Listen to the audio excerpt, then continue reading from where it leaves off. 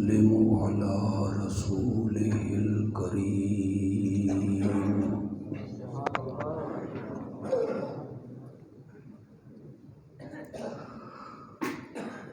وعلى آله وأصحابه أجمعين.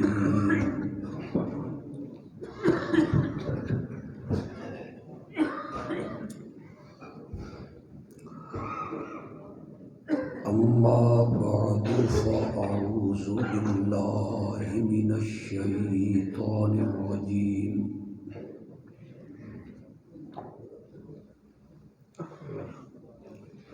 بسم الله الرحمن الرحيم.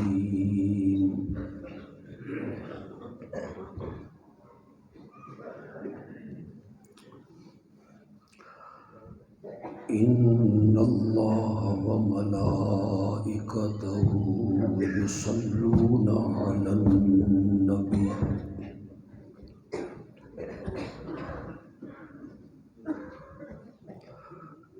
يا أيها الذين آمنوا صلوا عليه وسلموا تسليما.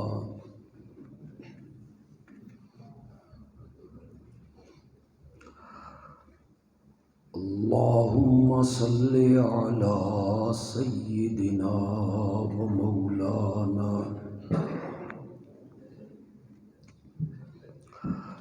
محمد النبي الأمي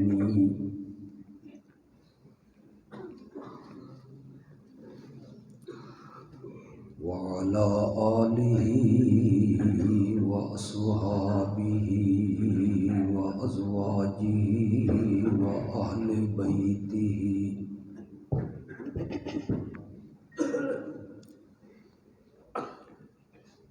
وبارك وسلم ثم صل عليه.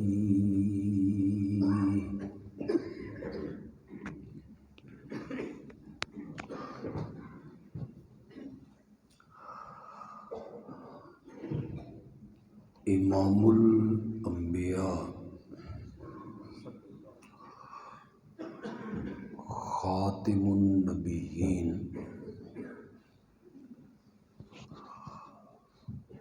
حضرت سیدنا محمد الرسول اللہ صلی اللہ علیہ وسلم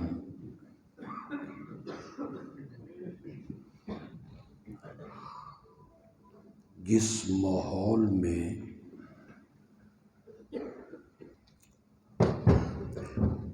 اور جس معاشرے میں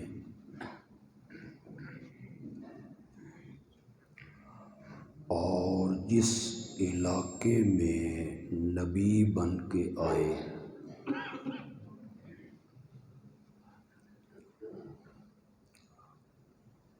وہ معاشرہ تاریخ کا بدترین معاشرہ تھا.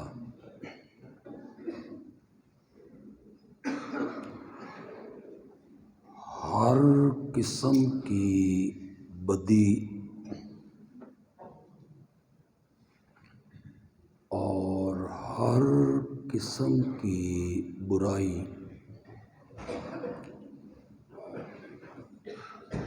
اور ہر قسم کا گناہ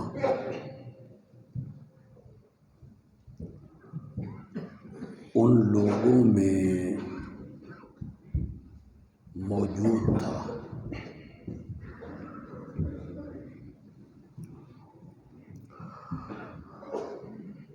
عقائد ان کے خراب تھے،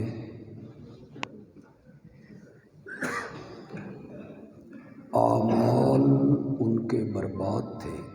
اس کا آواز صحیح کریں یا آہستہ کریں آواز؟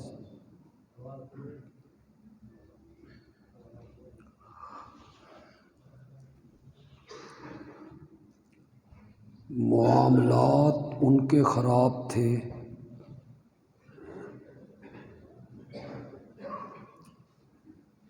انتہائی ابتر اور گندا معاشرہ تھا جس میں تشریف لائے حضرت محمد الرسول اللہ صلی اللہ علیہ وسلم۔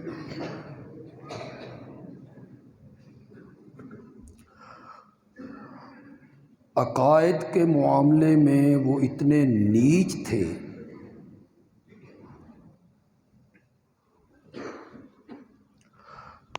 کہ میں دو لفظوں میں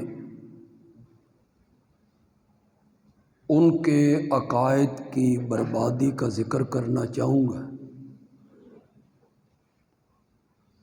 اور قائد آباد کے لوگوں کا امتحان لوں گا کہ وہ میری بات کو سمجھ پائیں۔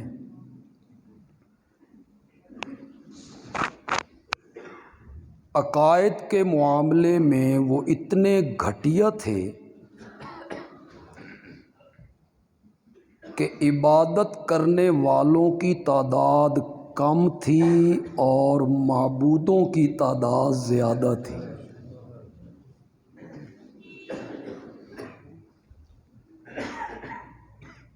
360 بت بیت اللہ میں رکھے ہوئے،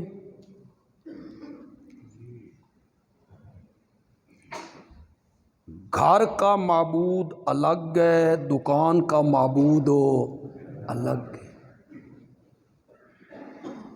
سفر کا معبود الگ ہے، حضر کا معبود الگ ہے،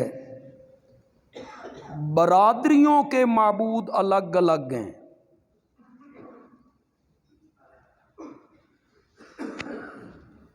اے اوانا دا معبود ہے، اساں اس دی پوجا کیوں کریے، اساں تا ٹوانے ہاں۔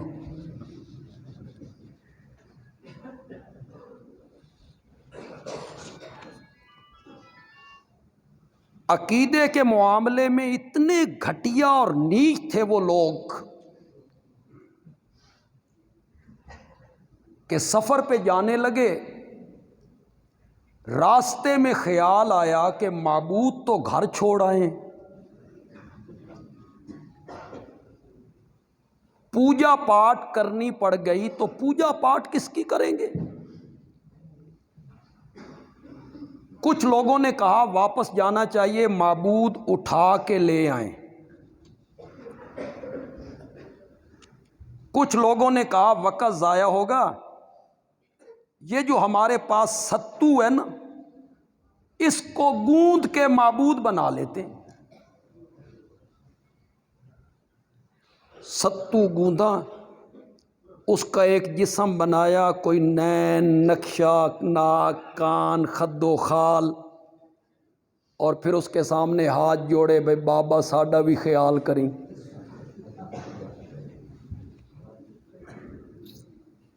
تھوڑی دیر کے بعد جو بھوک نے ستایا نا تو معبود ہی گھول کے پی گئے۔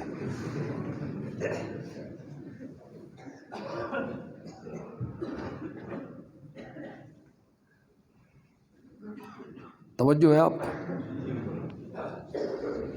ایک بات کی وضاحت یہاں ضرور کروں گا، نہ کر کے جاؤں تو مسلک سے غداری ہوگی۔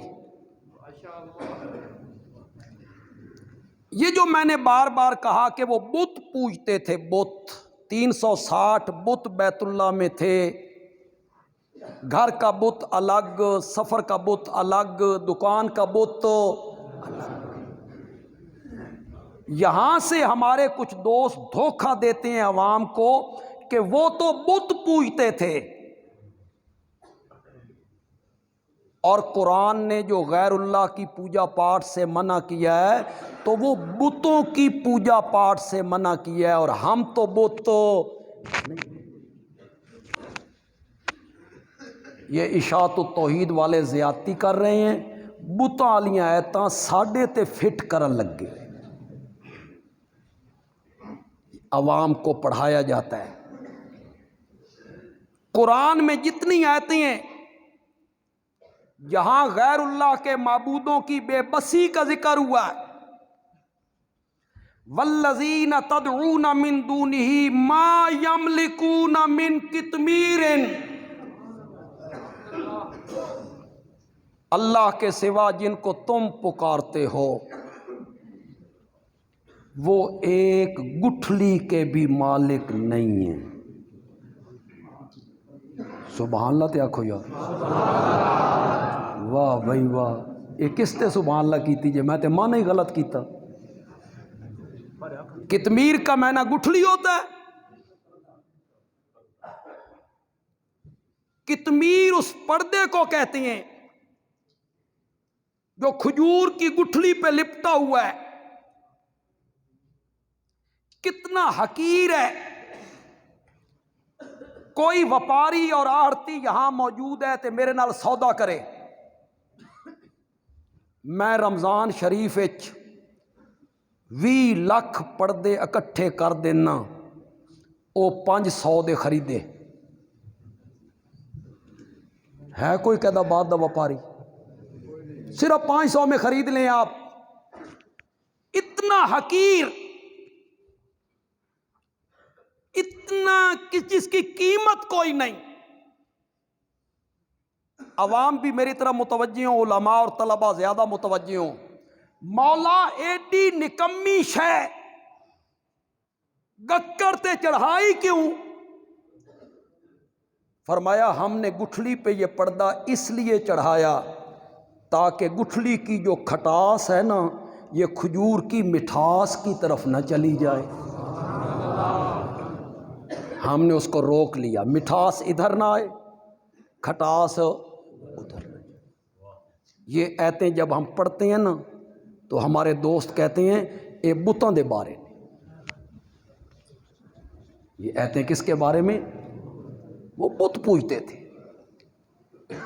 میرے سوا جن کو تم پکارتے ہو نا، لن یخلقوا ذبابا، وہ ایک مکھی بھی پیدا نہیں کر سکتے. ایک مکھی نہیں بنا سکتے. وہیں یسلبہم الذباب شیئا لا یستنقذوہ منہ. ہوں پہلے والی غلطی نہیں کرنی. ہوں پہلے میرے لفظ سوچنے نے پھر جواب دینا. مکھی کا بنانا تو بڑی دور کی بات ہے. مکھی بنانی پڑے گی تو اس کا وجود بنانا پڑے گا. مکھی بنانی پڑے گی تو اس کے کان بنانے پڑیں گے، پھر قوت سماعت دینی پڑے گی، آنکھیں بنانی پڑیں گی، قوت بصارت دینی پڑے گی، دل، پھیپھڑے، جگر. اللہ اکبر. جتنے جوڑ اللہ ہاتھی میں فٹ کرتا ہے اتنے ہی جوڑ اللہ چیونٹی میں بھی فٹ کرتا ہے. مکھی کا بنانا تو بڑی دور کی بات ہے. وہیں یسلبہم الذباب شیئا، اگر مکھی ان کے مشکل کشاؤں سے کوئی چیز لے کے اڑ جائے، وہ مکھی سے اپنا نقصان واپس. یہی مان. بڑا سبحان اللہ کیتا جے بھائی. اے مانا نہیں، یہ مانا نہیں ہے. مانا بندیالوی کرے گا. لے جائے، یسلب، سلب کرنا، سلب کرنا، چھین لینا. لاہوری بولی چاہ دن کھو لینا، میاں علی دن کھس لینا.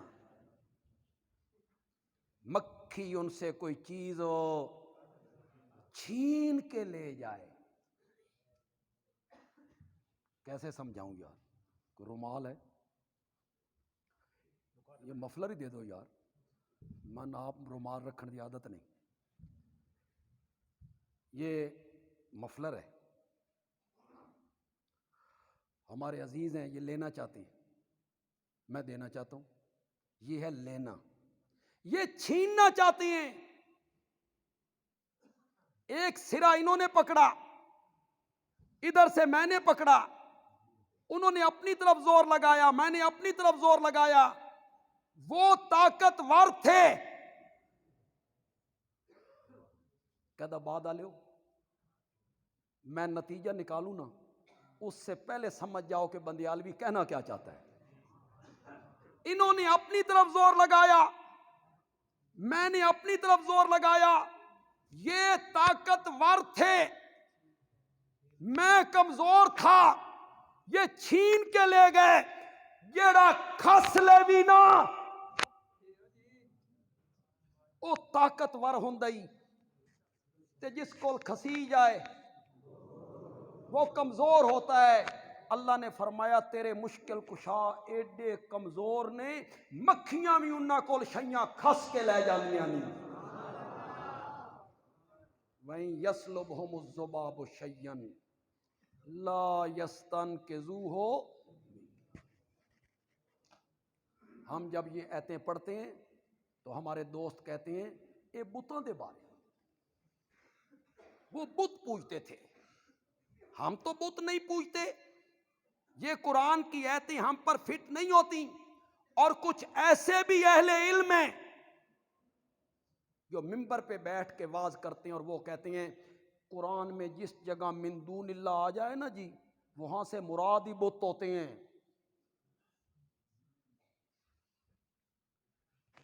یہ جتنے ہمارے بچے بیٹھے ہیں طالب علم، حدیث سے فارغ ہوئے، کچھ حفظ سے فارغ ہوئے ہوں گے، ان کے رشتہ دار آئے ہوں گے یہاں، ہو سکتا ہے ان میں کچھ ایسے رشتہ دار بھی آ گئے ہوں جڑے ساڈے ہم مسلک نہیں۔ کوئی دوست آ گیا ہے، کوئی چچا ماموں، دوسرے مسلک کا میرا کوئی بھائی یہاں آیا ہے، خدا کے لیے بندیالوی دعوت دینا چاہتا ہے، کوئی ضد نہیں، کوئی اناد نہیں۔ 7واں پارہ ہے، سورت مائدہ ہے، سورت مائدہ کا آخری رکوع ہے۔ جاؤ اور جا کے گھروں میں قرآن اٹھاؤ۔ بندیالوی یہ نہیں کہے گا دیوبندی عالم کا ترجمہ پڑھو، نہیں، تیرے گھر میں دیوبندی عالم کا ترجمہ ہے وہ اٹھا لے، بریلوی عالم کا ترجمہ ہے وہ اٹھا لے، اہل حدیث عالم کا ترجمہ ہے وہ اٹھا لے، شیعہ عالم کا ترجمہ ہے وہ اٹھا لے۔ اٹھاؤ تو صحیح، پڑھو تو صحیح۔ سورت مائدہ کا آخری رکوع شروع ہو رہا ہے، قیامت کا منظر رب نے پیش کیا۔ اللہ حضرت عیسیٰ سے پوچھ رہے ہیں، یہاں جب میں اپنے مطلب کی بات کروں نا تو سمجھ جانا ہے کہ میں کہنا کیا چاہتا ہوں۔ وَإِذْ قَالَ اللَّهُ يَا عِيسَى ابْنَ مَرْيَمَ، اور جب اللہ کہے گا اے عیسیٰ بیٹے مریم کے، أَأَنْتَ قُلْتَ لِلنَّاسِ، کیا تو لوگوں سے یہ کہہ کے آیا تھا اتخذونی، بنا لو مجھے، و امی، اور بنا لو میری ماں کو، الہین، دو معبود، من دون اللہ۔ بولو یہاں من دون اللہ کا اطلاق کس پہ ہوا ہے؟ کس پہ ہوا ہے؟ بولتے کیوں نہیں ہو؟ حضرت عیسیٰ پر اور مائی۔ یہ بڑا آسان ہے منبر پہ کہنا اور لوگوں کو ورگلانا کہ من دون اللہ جہاں قرآن میں آئے وہاں سے بت مراد ہو۔ اساں پرچون دا وپار کدی نہیں کیتا، اساں تھوک دے وپاری۔ ایک آیت اور سنو، اتخذوا احبارہم ورہبانہم، یہودیوں نے اور عیسائیوں نے بنا لیا اپنے اپنے علماء کو اور اپنے اپنے پیروں کو اربابن، رب بنا لیا، من دون اللہ۔ یہ مولوی اور پیر اے بتن، پھر ان کو رب نے من دون اللہ کیوں کہا؟ تم نے لوگوں سے یہ کہا وہ بت پوجتے تھے، قرآن نے بتوں کی پکار سے منع کیا، قرآن نے بتوں کی بے بسی کا ذکر کیا، یہ آیتیں ہم پر فٹ نہیں ہوتی، تم نے یہ کہا۔ اور میں کہتا ہوں یہ جتنے بچے حدیث پڑھ چکے ہیں، ہمارے بیٹے ہیں، یہ سارے عزیز ہیں ہمارے، انہوں نے بخاری پڑھی، مسلم، ترمذی، ابن ماجہ، نسائی، ابو داؤد، موطا امام محمد، جتنی حدیث کی کتابیں ہیں کوئی سی کتاب اٹھائیے، مشکات اٹھائیے، ہر حدیث کی کتاب میں میرے نبی کا یہ فرمان موجود ہے جو بندیالوی اس وقت سنا رہا ہے آپ کو، ترجمہ آپ کریں گے انشاءاللہ، آپ کر لیں گے۔ لعن اللہ الیہود والنصارى، اللہ کی لعنت ہو یہودیوں پر اور اللہ کی لعنت ہو عیسائیوں پر۔ کیوں یا رسول اللہ، کس وجہ سے لعنت ہو؟ فرمایا اتخذوا، انہوں نے بنا لیا قبور انبیاء۔ اس کا معنی آپ کریں یار، ناراض ہو یار، ناراض ہو آج تھوڑا جا بولو میرے نال یار۔ قبور انبیاء کرو مانا، انہوں نے بنا لیا اپنے اپنے نبیوں کی قبروں کو مساجدہ، کیا بنا لیا؟ سجدہ گاہ بنا لیا۔ تم ممبر پہ بیٹھ کے کہہ دیتے ہو وہ بت پوجتے تھے، قرآن نے بتوں کی پوجا سے منع کیا ہے، اور آمنہ کا لال کہتا ہے کہ وہ نبیوں کی قبروں کو سجدہ گاہ بناتے۔ ایک معنی اور بھی کر سکتا ہوں اس حدیث کا، اتخذو کو ملحوظ رکھوں نا، ایک معنی اور بھی کر سکتا ہوں، سنیے گا۔ اللہ کی لعنت ہو یہودیوں پر اور عیسائیوں پر جنہوں نے بنا لیا اپنے اپنے نبیوں کی قبروں کو مسجدیں۔ قبروں کو کیا بنا لیا؟ مسجدیں، یعنی جو کام مسجد میں کرنے تھے وہ کام انہوں نے کہاں کرنے شروع کر دیے؟ یہ میرا آقا کہنا چاہتا ہے۔ پختہ بنانا تھا کس کو؟ انہوں نے پختہ بنایا کس کو؟ روشن کرنا تھا کس کو؟ انہوں نے کمکمے جلائے کہاں؟ خوشبو لگانی تھی کہاں؟ انہوں نے لگائی کہاں؟ غلاف چڑھانا تھا کہاں؟ بیت اللہ۔ انہوں نے چادریں چڑھائیں کہاں؟ بولو بولو۔ سال کے بعد ایک دن آتا تھا، مشرق مغرب سے لوگ آئیں، بیت اللہ کا حج کریں، اس کے مقابلے میں بزرگوں کا عرس ایجاد کیا گیا ہے۔ یہ حج کی نقالی ہے، حج کی نقالی ہے۔ ہر مسجد کی تعظیم قبروں پہ خرچ کی گئی، باقی سب خیریت ہے، باقی سب خیریت، کچھ نہیں بگڑا، کسی چیز میں فرق نہیں ہے۔ کوئی فوجی گھر سے دور رہتا تھا، پیچھے سے نوکر ملنے گئے، نوکر سے فوجی پوچھتا ہے گھر خیریت تھی؟ اس نے کہا جی بالکل خیریت تھی۔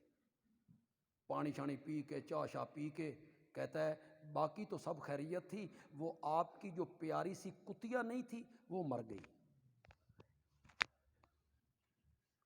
اس نے کہا کتیا میری مر گئی ہے؟ اسے کیا ہوا؟ کہ گلے میں ہڈی پھنسی، مر گئی۔ ہم نے تو اسے ہڈی ڈالی کبھی نہیں تھی، ہم تو مکھن کھلاتے تھے، یہ ہڈی کیسے کھا لی؟ اس نے کہا جی آپ کی اونٹنی مر گئی تھی۔ اس کی ہڈی کھائی پھنس گئی، باقی سب خیریت۔ اونٹنی کو کیا ہوا؟ اس نے کہا جی پہاڑ سے پتھر ڈھو کے لانے تھے، بیچاری کو داغ لگ گیا، مر گئی۔ اس نے کہا مکان تو میں بنا کے آیا تھا، یہ پتھر کس کے لیے؟ اس نے کہا جی آپ کی ماں اور باپ دونوں مر گئے تھے، ان کی قبریں بنانی تھیں،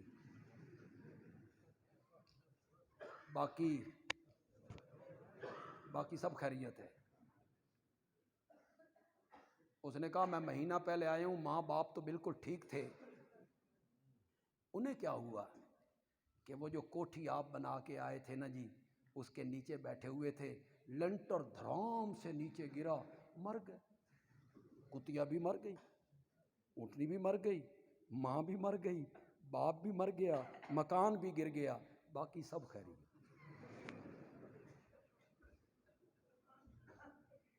ہر تعظیم مسجد کی تم نے خرچ کی، باقی سب خیریت۔ بندیالوی بالکل زج نہیں کرنا چاہتا، نہ بندیالوی کسی پر ہٹ کرنا چاہتا ہے، نہ بندیالوی فتویٰ لگانا چاہتا ہے۔ بندیالوی کے دل میں سامعین کے لیے شفقت کا جذبہ ہے۔ میرے دل میں شفقت کا جذبہ، اللہ کرے کوئی سمجھ جائے۔ دوسرے مسلک کا کوئی میرا بھائی یہاں آیا ہے، کوئی عزیز کوئی بزرگ آیا ہے، خدا کے لیے میری بات کو غور سے سنیں۔ میرے آقا نے کہا وہ نبیوں کی قبریں پوجتے تھے، نبیوں کی قبریں پوجتے تھے۔ تیرا خطیب کہتا ہے وہ بت پوجتے تھے۔ میں فیصلہ تجھ پہ چھوڑ دیتا ہوں، اپنے خطیب دی من لے یا آمنہ دے لال دی من لے، فیصلہ تجھ پہ۔ میرا نبی تو کہتا ہے وہ نبیوں کی قبر۔ میں کس طرف نکل گیا یار، واپس آئیے یار۔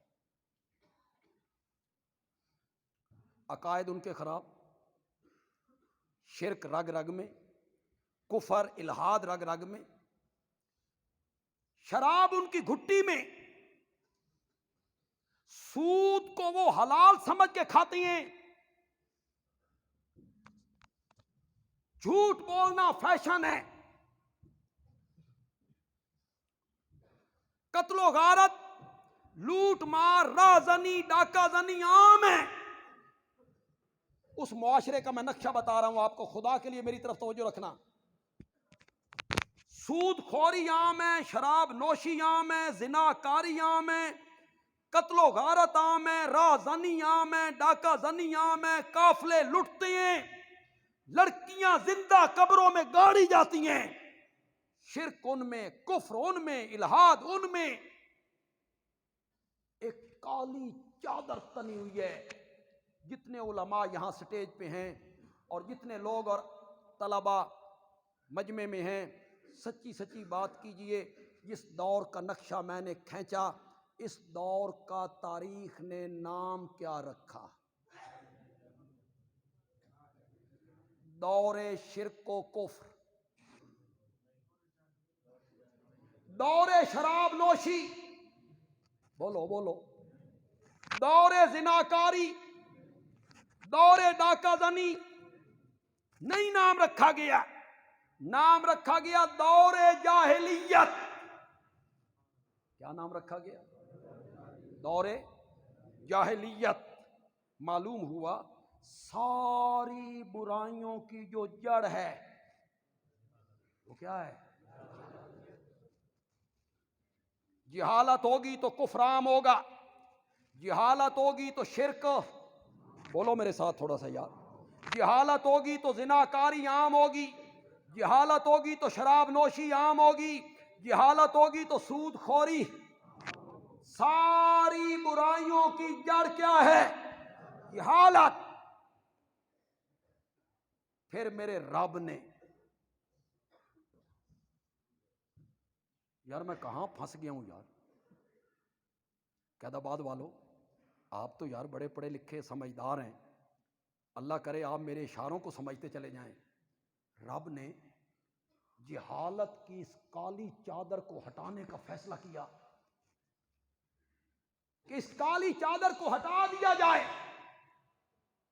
آمنہ کے لال کے سر پر نبوت کا تاج رکھ کے وحی کے پہلے لفظ اتارے، اقرا اقرا، پڑھیے پڑھیے۔ جہالت دور کرنی ہے تو جہالت دور ہوگی کس سے؟ پڑھنے سے۔ جہالت دور ہوگی تعلیم سے۔ پڑھیے، تعلیم دیجئے لوگوں کو، اقرا پڑھیے۔ جس تعلیم کے ذریعے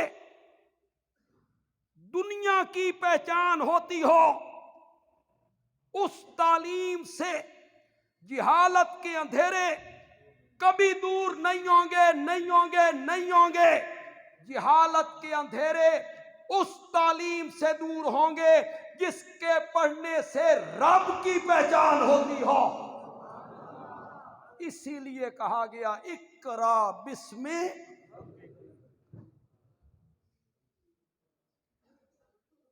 بچہ سکول میں گیا، قاعدہ اس کے ہاتھ میں دیا، الف سے انار،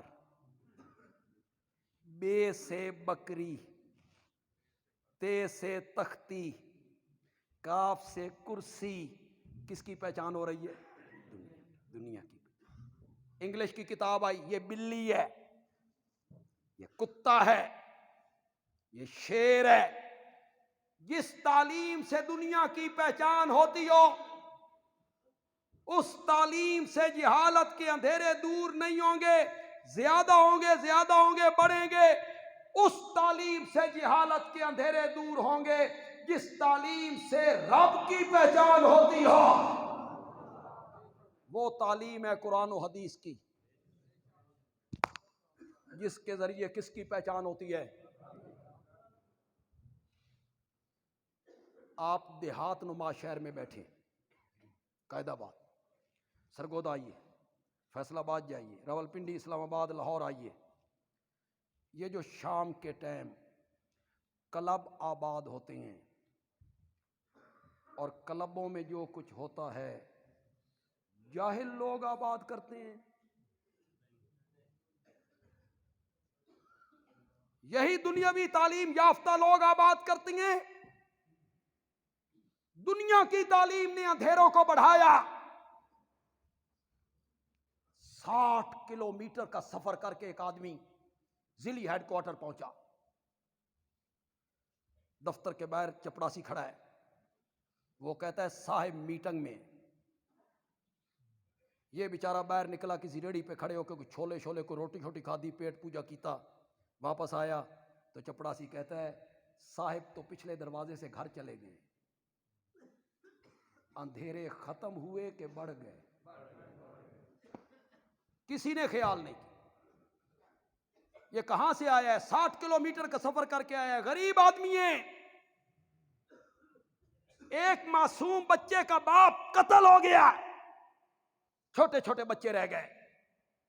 عدالت میں کیس چلا، جج صاحب نے قاتل سے رشوت لے کے قاتل کو چھوڑ دیا۔ اندھیرے کم ہوئے کہ بڑھ گئے؟ دنیاوی تعلیم اندھیروں کو دور نہیں کر سکے گی۔ خدا، میں قطعاً انکاری نہیں ہوں کہ سائنس نے ترقی کی ہے۔ یہ کمکمے جل رہے ہیں، رات کے وقت دن کا سما ہے،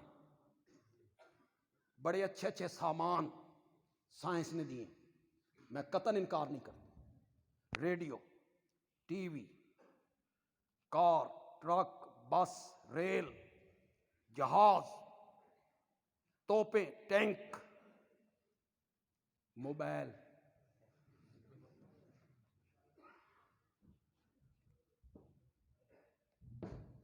میں قطعاً انکار نہیں کرتا ہوں کہ سائنس نے اچھے سامان نہیں دیے۔ بندیالوی کا جملہ یہاں لکھیے گا، بندیالوی کہتا ہے سائنس کی تعلیم اور دنیا کی تعلیم اچھے اچھے سامان بنا سکتی ہے، اچھے انسان نہیں بنا سکتی۔ اچھے انسان محمد عربی کی تعلیم بنائے گی۔ وہ اچھے سامان بنائیں گے، کوئی انکار نہیں، اچھے انسان نہیں بنائیں گے۔ وہاں سے بش بنے گا، پھر وہاں سے مش بنے گا۔ حالے تو بڑے پیچھے ہو تسی یار۔ وہاں سے بش بنے گا جو افغانستان میں آئے گا، معصوم بچیوں کی عزتیں لٹیں گی، معصوم بچوں کو نیزوں کی انیوں پہ پرویا جائے گا، لوگوں کو، نوجوانوں کو تہ تہ کر دیا جائے گا۔ عراق میں داخل ہوگا تو تباہی پھیر دے گا، اچھا انسان نہیں ہوگا۔ لیبیا میں آئے گا تو تہس نہس کر دے گا، فلسطین میں آئے گا بربادی کر دے گا۔ یہی تو فرق ہے تیری تعلیم میں اور ہماری تعلیم میں۔ تو جہاں گیا تو نے تباہی پھیری، اور ہم فاتح بن کر افغانستان میں آئے تو ہم نے نہ ناچ کیا نہ رقص کیا، ہم نے اپنا سر زمین پہ رکھ دیا۔ اچھے انسان محمد عربی کی تعلیم بنائے۔ تم اچھے انسان نہیں بنا سکتے۔ ایک کال پر، امریکہ کی ایک کال پر 13 تعلیم یافتہ ہتھیار ڈال گیا، ایک کال پر، اور وہی امریکہ افغانستان کے امیر المومنین کو کہتا ہے میں تو اس سے ملاقات کرنا چاہتا ہوں، تو وہ کہتا ہے تیرے جے کتے نال میں ملنا بھی نہیں چاہتا۔ یہ فرق ہے تیری تعلیم میں اور ہماری تعلیم میں۔ تیری تعلیم میں اور ہماری تعلیم میں یہی فرق ہے۔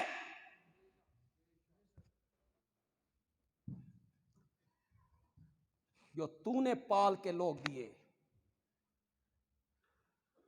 وہ انگریزوں کے کتے نہلاتے تھے، گھوڑی پال مربے لیتے تھے۔ جو تیرے کالج اور یونیورسٹی کے پڑھے ہوئے لوگ تھے وہ انگریز کے کتے نہلاتے تھے، ان کے بوٹ پالش کرتے تھے، گھوڑی پال مربے لیتے تھے۔ اور اس زمانے میں ہمارے مدرسے کا پڑھا ہوا حسین احمد مدنی کراچی کے خالق دینہ ہال میں کھڑا ہے، انگریز جج کہتا ہے حسین احمد تم نے فتویٰ دیا انگریز کی فوج میں بھرتی ہونا حرام ہے، اور ہمارے مدرسے کا پڑھا ہوا جواب میں کہتا ہے فتویٰ دیا ہے کیا ہوتا ہے، میں تیری عدالت میں کھڑے ہو کے کہتا ہوں کہ انگریز کی فوج میں بھرتی ہونا حرام ہے۔ یہ ہمارے مدرسوں کے پڑھے ہوئے تھے۔ اس نے کہا اس کی سزا جانتے ہو؟ یہ وقت کی حکومت سے بغاوت ہے، جانتے ہو سزا؟ مدنی نے لٹھا اپنی بغل سے نکالا، میز پہ پھیلایا اور کہا سزا جانتا تھا، اسی لیے تو کفن دیوبند سے ساتھ لے کے آیا۔ یہ ہمارے مدرسوں کے پڑھے ہوئے تھے، انہوں نے بنائے مجاہد۔ اسی خالق دینہ ہال میں مولانا ابوالکلام آزاد کھڑے ہیں اور جج کہتا ہے ابوالکلام چپ، ابوالکلام چپ۔ ریڈر کہتا ہے جناب بولو نا کہ میں موجود ہوں۔ بے نیازی سے کہتا ہے ابوالکلام اس کو کہو میرا وہ نام پکارے جو میرے ماں باپ نے رکھا ہے۔ ابوالکلام تو لوگ مجھے تقریر کرنے کی وجہ سے کہہ دیتے ہیں، تو آپ کا نام کیا ہے؟ احمد محی الدین۔ جج نے لکھا ولد فلاں، قوم سید، پیشہ۔ یہ ہمارے مدرسوں کے پڑھے ہوئے ہیں۔ پیشہ فرمایا لکھو گے؟ اس نے کہا لکھنے کے لیے بیٹھا ہوں. فرمایا لکھتے ہوئے ہاتھ نہیں کانپیں گے؟ کہ لکھواؤ پیشہ کیا ہے؟ مولانا ابوالکلام آزاد نے فرمایا پیشہ انگریز کے خلاف بغاوت کرنا. یہ اس زمانے کی بات ہے جب تیرے سکولوں کے پڑھے ہوئے انگریز کے کتے نہلا رہے تھے، ہمارے مدارس کے پڑھے ہوئے انگریز سے ٹکر لے رہے تھے. کہتا ہے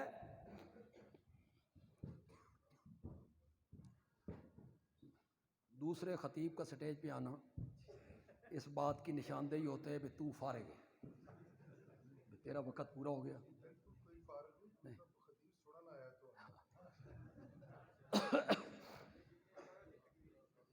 اللہ اکبر. جج کہتا ہے کیا کہہ رہے ہو؟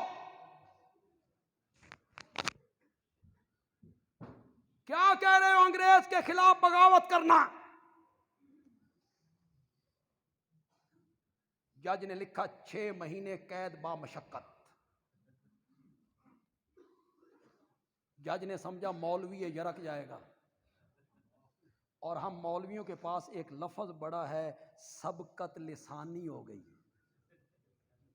کیا ہو گئی ہے؟ سبقت لسانی ہو گئی ہے. آکھنا کچھ اور چاہتا سا، کہ یہ بیٹھا ہوں. اس کو آپ کہتے ہیں یو ٹرن.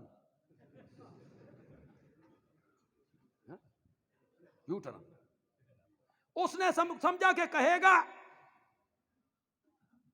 کہ جی زبان سے لفظ نکل گئے، کہنا کچھ اور چاہتا تھا. مولانا ابوالکلام آزاد نے جملہ کہا انہی کے الفاظ میں دہرانا چاہتا ہوں. بھائی مزہ ہی آ گیا، مزہ ہی. فرمایا جناب جج، جتنی حرکت سزا لکھتے ہوئے تیرے قلم میں پیدا ہوئی ہے، کعبہ کے رب کی قسم ہے یہ سزا سن کے اتنی حرکت میرے دل میں پیدا نہیں ہوئی. نہیں ہوئی. سائنس کی تعلیم اچھے اچھے سامان بنا سکتی ہے، اچھے انسان نہیں بنا سکتی. اچھے انسان بنائے گی تو محمد عربی کی تعلیم.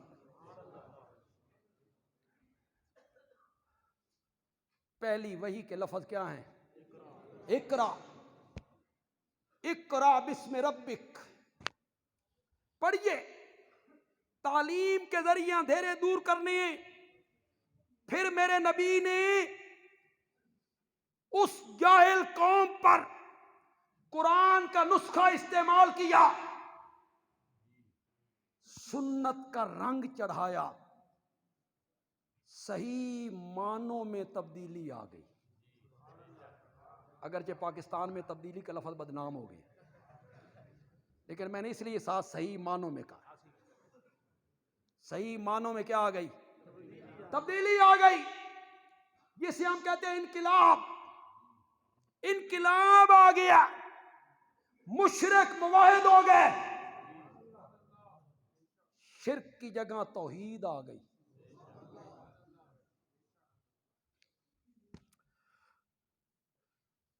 خطابت اسے کہتے ہیں کہ خطیب بات کرے چھپا کے، لوگ سمجھ جائیں بھئی آکھنا کی چاندہ. پھر لوگوں کے چہرے بتاتے ہیں کہ یہ سمجھ گئے نے، تو پھر بڑا مزہ آتا ہے یار، بڑا مزہ آتا ہے. بس ایک بات کہنا چاہتا ہوں، کیسے بدلا ماحول. جو لوگ کبھی بت پوجتے تھے، جو لوگ کبھی بتوں کو چومتے تھے، میرے نبی نے قرآن کا رنگ چڑھایا، انقلاب آیا، تو انہی میں سے ایک آدمی احرام باندھنے کے بعد حجر اسود کے قریب آیا، اسے بوسہ دے کے طواف شروع کرنا ہے. خیال آیا یہ نئے نئے لوگ مسلمان ہوئے ہیں، یہ کہیں گے سن بتاں دے چومن تو منع کر دینے، آپ پتھر نو چومن لگے ہوئے نے.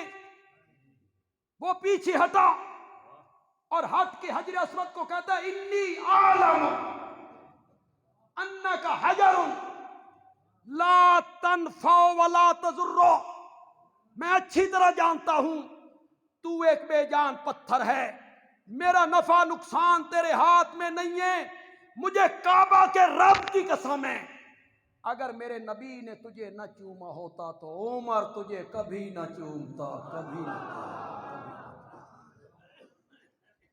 انقلاب آ گیا، وہ جہالت کے اندھیرے دور ہونے لگ گئے، کافروں کی بیٹیوں کی عزتوں کے یہ لوگ محافظ بن گئے، زنا جن کی فطرت میں کبھی تھا، حاتم طائی کی بیٹی عدی ابن حاتم عیسائی جو بعد میں صحابی بنے، ان کی بہن بھائی کے گھر پہنچی، بھائی نے کہا تیرا نام تو قیدیوں کے لسٹ میں آ گیا تھا، تو یہاں کہاں؟ اس نے کہا محمد نے رحم کر دیا صلی اللہ ہو، تو ان کے دربار میں گئی تھی؟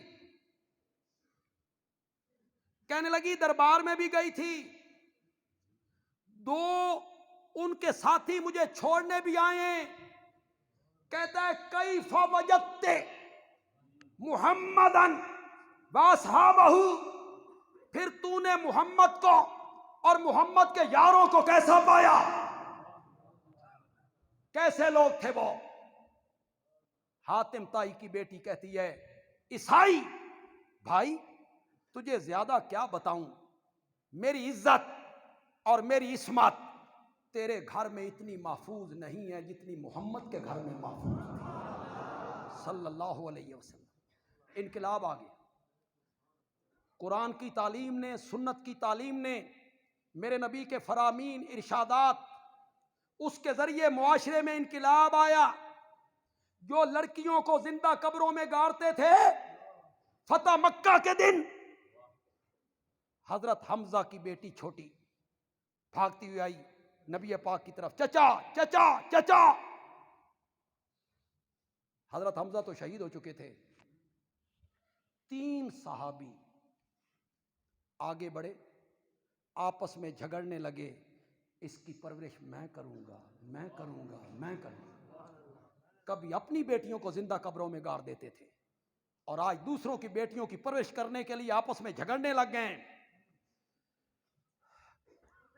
بس میں زیادہ وقت آپ کا نہیں لینا چاہتا، مختصر کرنا چاہتا ہوں، لیکن کام کی 2-3 باتیں میں کر کے جاؤں گا، آپ کی توجہ میں پوری چاہوں گا۔ کیا نام تھا اس دور کا؟ زور سے بولو۔ میرے نبی کے آنے سے پہلے اس دور کا نام تھا دور جاہلیت۔ میرے نبی نے قرآن کا رنگ چڑھایا، سنت کا رنگ چڑھایا، وہی دور، اس کے بارے میں میرے نبی نے کہا خیر القرون کرنی، سارے زمانوں میں سے بہترین زمانہ میرا زمانہ ہے۔ کبھی وہ دور کو کیا تھا اور آج کیا ہو گیا؟ خیر القرون کرنی۔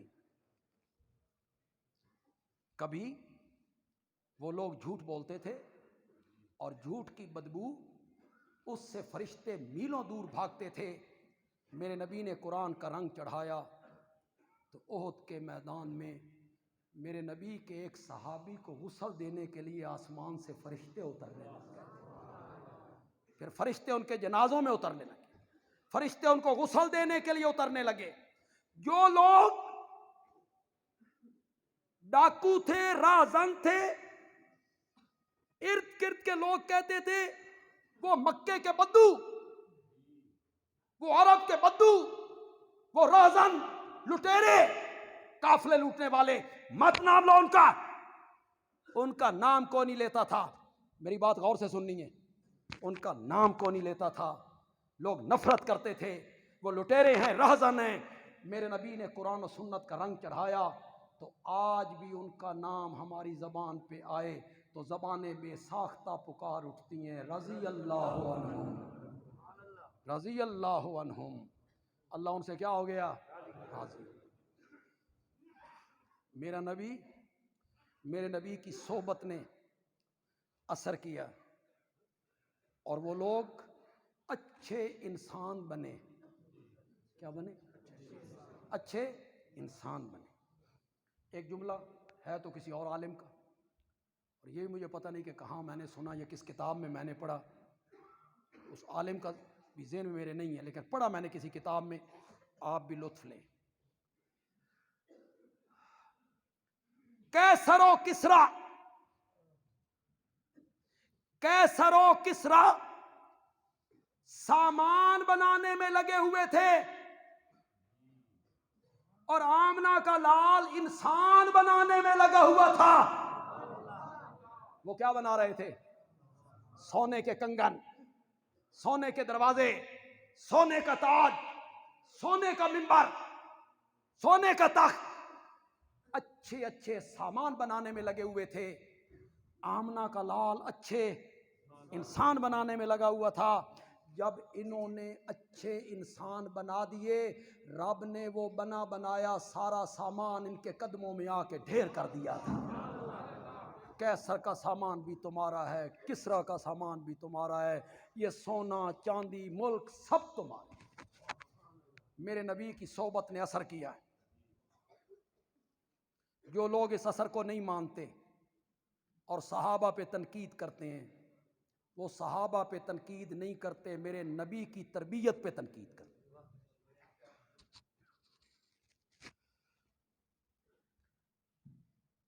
ہمارا کالج بہت اچھا ہے، اس کے پرنسپل بہت اچھے ہیں، بڑے محنتی ہیں، بچوں سے بڑا پیار کرتے ہیں. تعداد کالج میں کتنی ہے؟ 10,000 بچے پڑھتے ہیں. پرنسپل بہت اچھا ہے، بہت خیال کرتا ہے تعلیم کا، تربیت کرتا ہے. 10,000 بچے پڑھتے ہیں. ہاں، امتحان ہوا، پاس کتنے ہوئے؟ کہ 3 پاس ہوئے، باقی سارے کیا ہو گئے؟ اس میں قصور بچوں کا ہے یا پرنسپل کا ہے؟ یہ تان کس پہ جا رہا ہے؟ فلاں ہسپتال بڑا اچھا ہے، سرجن بڑا اچھا ہے، ڈاکٹر بڑا اچھا ہے، سینکڑوں کی تعداد میں لوگ آتے ہیں، پھر صرف 3 بچے نے، باقی سارے مر گئے نے. مریضوں کا قصور کہ ڈاکٹر کا قصور؟ اگر میرے نبی نے ان کی تربیت نہیں کی،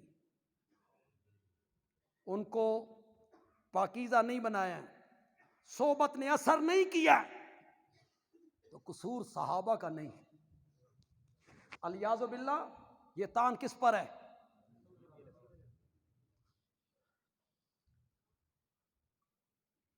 گلے خوشبوئے در حمام روزے، رسید از دست محبوب بدستم، بدو گفتم کہ مشکی یا عبیری، کہ از بوئے دلاویزے تو مستم، بگفتہ من گلے ناچیز بودم، ولیکن مدت با گل نشستم، جمال ہم نشیں در من نثر کرد، وگرنہ من ہما خاکم کے ہستم. کتنے بندے فارسی سمجھیں گے؟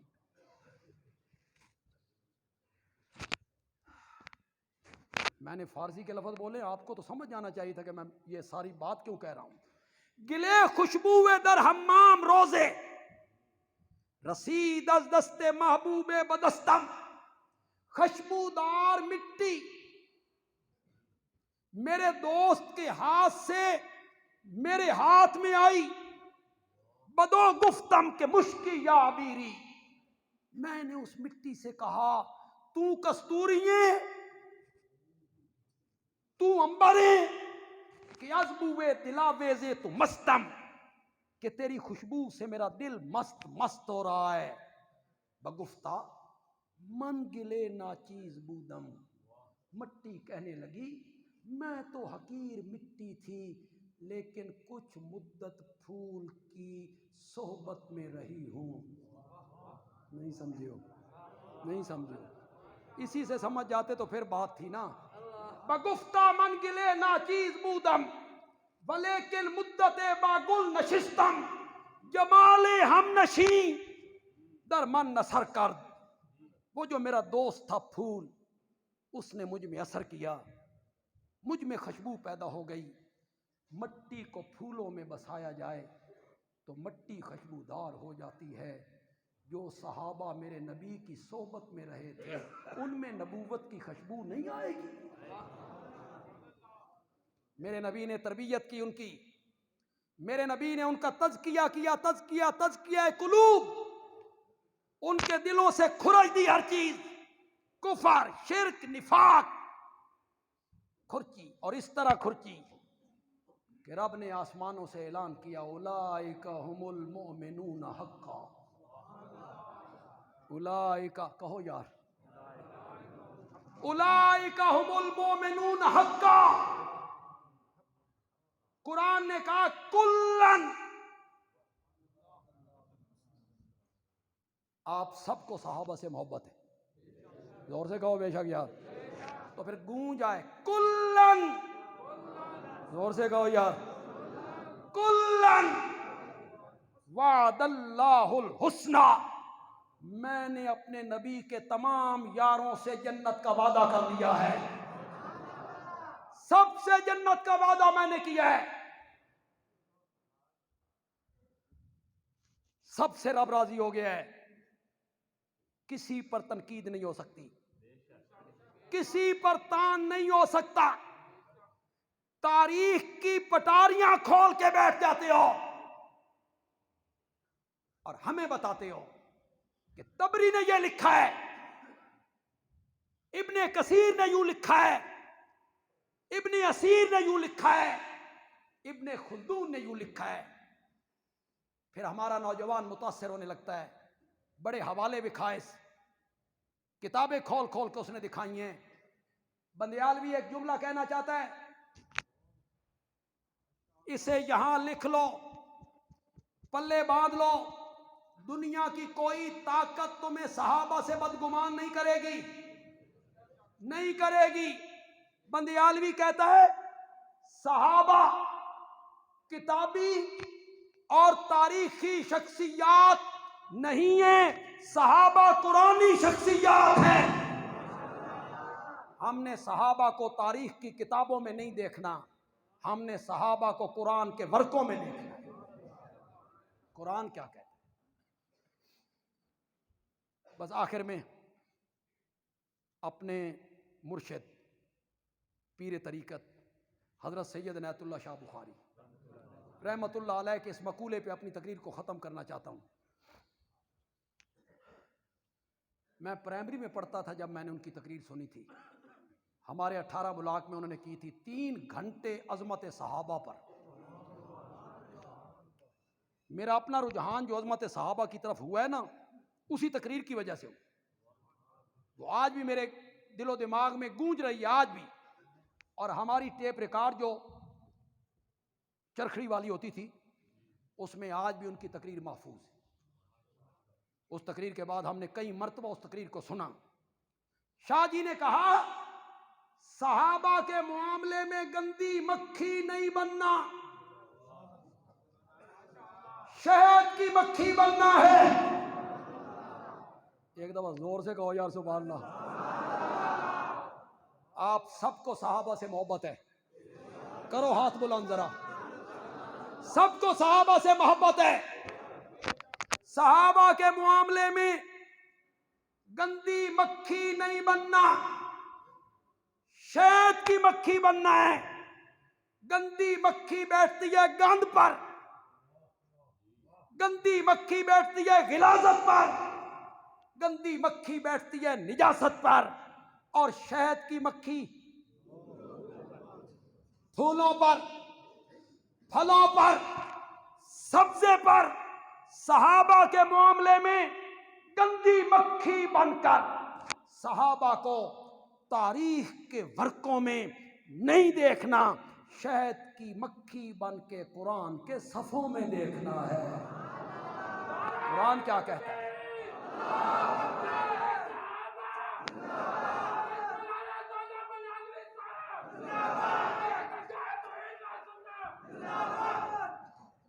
یہ ہے تے سرگودے دا، لیکن یقین کرو میں نہیں اس موقع اب میں تو سمجھو میں اپنا نال کرایہ دا بندہ لے کے آیا ہوں۔ اس کا اپنا جذبہ ہے. ہاں بڑا مجذوب قسم کا آدمی، بڑا موحد آدمی ہے، بڑا موحد آدمی. اللہ کرے اس کی آرزو پوری ہو جائے. آدھی ہو گئی ہے، آدھی ہو گئی ہے، اس پاسو تیاری مکمل ہے.